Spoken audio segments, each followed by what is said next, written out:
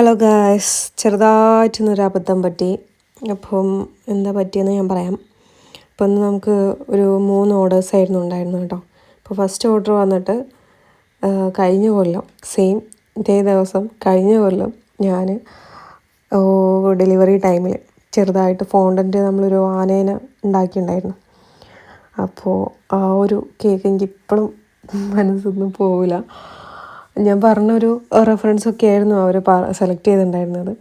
അങ്ങനെ അവിടെ എത്തി ആ ഒരു എന്താ പറയുക ഫോണ്ടൻറ്റിൽ മേക്ക് ചെയ്ത എലിഫൻറ്റ് ചെരിഞ്ഞ് കേക്ക് കൊളായി. അങ്ങനെ പിന്നെ ഞാൻ വീട്ടിലേക്ക് റിട്ടേൺ വന്ന് പിന്നെയും ഞാൻ സെറ്റാക്കിയിട്ട് കൊണ്ടുപോയി. അങ്ങനെ ഒരു ഓർഡറായിരുന്നു കേട്ടോ. ഇപ്പോഴും എനിക്ക് നല്ല ഓർമ്മയുണ്ട്. അപ്പോൾ അന്ന് തന്നെ ഞാൻ നല്ലപോലെ ടെൻഷൻ അടിച്ചിട്ടുണ്ടായിരുന്നു. ഇല്ലാണ്ടാവാന്നൊക്കെ പറയൂലേ, അതേപോലെ. അങ്ങനെ കസ്റ്റമർ ഈ ഒരു മാഷ ആൻഡ് ദ ബിയർ അങ്ങനെ എന്താ പറയുന്നൊരു കാർട്ടൂണൊക്കെ അല്ലേ. എനിക്ക് വലിയ കാർട്ടൂണോടൊരു വലിയ താല്പര്യം ഇല്ലാത്തതുകൊണ്ട് നെയിമൊന്നും ഞാനങ്ങനെ ഓർത്ത് വെക്കാറില്ല കേട്ടോ. അപ്പോൾ നമ്മൾ അതിൻ്റെ പ്രിൻറ്റും കാര്യങ്ങളൊക്കെ സെറ്റ് ചെയ്തു. ആ ഒരു റെഫറൻസിലായിരുന്നു സെറ്റാക്കിയിട്ടുണ്ടായിരുന്നത്. അങ്ങനെ റൈറ്റിങ് അവരുടെ മോൻ്റെ നെയിമായിരുന്നു കൊടുക്കാണ്ടായിരുന്നത്. പിന്നെ കുറച്ച് പ്രിൻറ്റ് കാര്യങ്ങളൊക്കെ വെച്ച് സെറ്റാക്കി എടുത്തായിരുന്നു കേട്ടോ. സിമ്പിളൊരു കേക്കായിരുന്നു. പിന്നെ ലാസ്റ്റ് നമ്മൾ കുറച്ച് ബട്ടർഫ്ലൈസും കൂടെ വെച്ചിട്ട് കേക്കിൻ്റെ ലുക്ക് നമ്മൾ കംപ്ലീറ്റ് ചെയ്തെടുത്തിട്ടുണ്ടായിരുന്നു കേട്ടോ. ഇത് നമുക്ക് ഡെലിവറി ഉണ്ടായിരുന്നേ.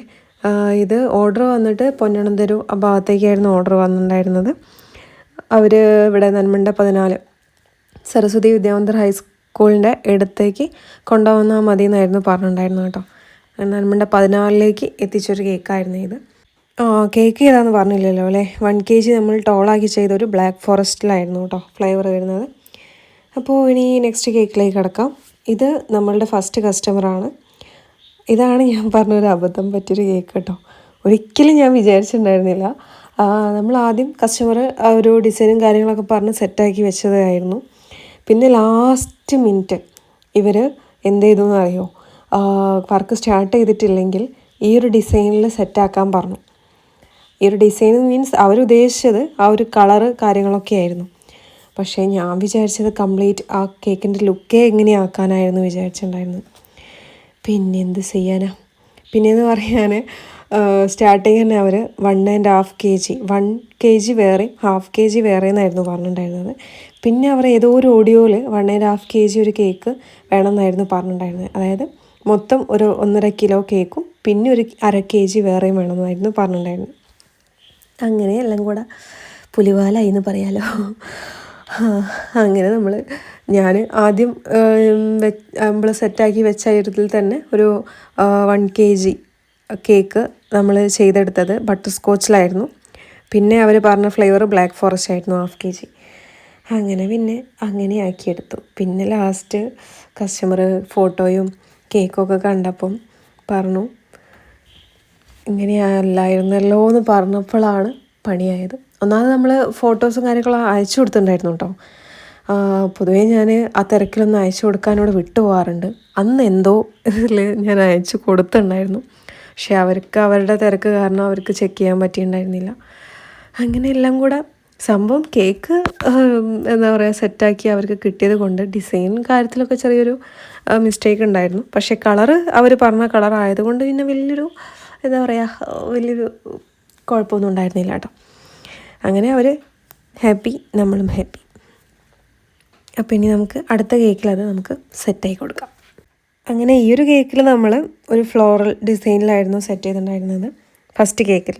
ദെൻ ഒരു ടോപ്പറും വെച്ചു, നെയിമും കൂടെ കൊടുത്തു.